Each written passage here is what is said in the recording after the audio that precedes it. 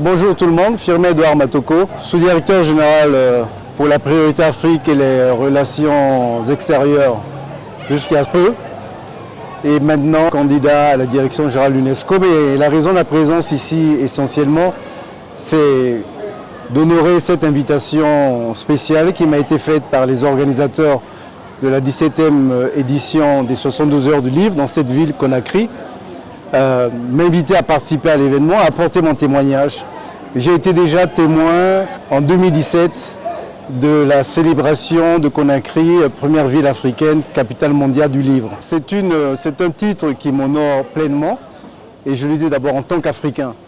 Être honoré de ce titre prestigieux par une université africaine, pour un Africain, c'est doublement une fierté africaine, une fierté d'appartenir à ce continent dynamique.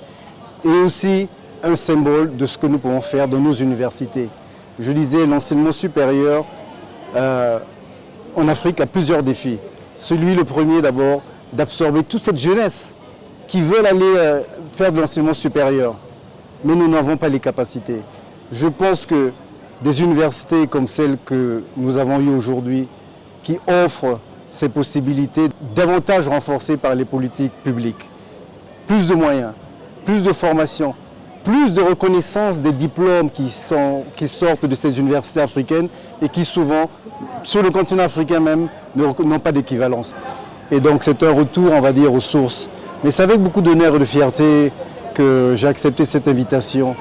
Parce que, comme je le disais dans mon discours, c'est cette Afrique qui bouge, cette Afrique dynamique, avec sa jeunesse, ses femmes, tous ces hommes, ces penseurs.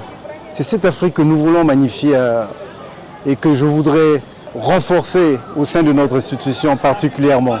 La question du livre, comme on dit, qui est l'ouverture vers l'autre, l'ouverture sur l'altérité, qui permet de mieux comprendre le monde extérieur, qui renforce la culture de la paix, la compréhension mutuelle. C'est un instrument puissant de cohésion sociale. Et nous voulons que des manifestations de ce genre ne soient pas seulement des slogans, mais renforcent les politiques culturelles de nos pays en faveur du livre, les politiques nationales. Que tous les enfants africains, dès le plus jeune âge, aient accès aux livres, à la lecture. Que toutes les écoles soient dotées de bibliothèques pour les élèves, pour les étudiants. Bien évidemment, nous vivons aussi une ère technologique qui nous envahit tous.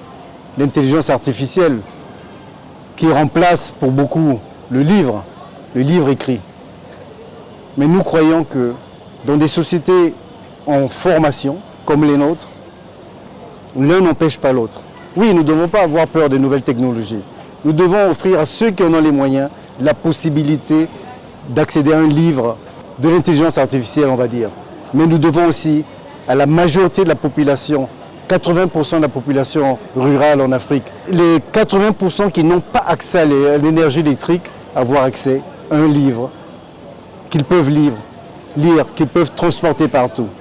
Et c'est ça, je pense, le sens de cette. Je souhaite que Conakry, qui a démontré par le passé toute sa capacité créative, soit aussi un jour capitale africaine du livre, comme l'a dit notre frère Sansi, à l'instar de Ouagadougou pour le cinéma, à l'instar du Congo-Brazzaville pour la musique, etc. Que ce soit un point de référence pour l'Afrique tout entière en matière du livre.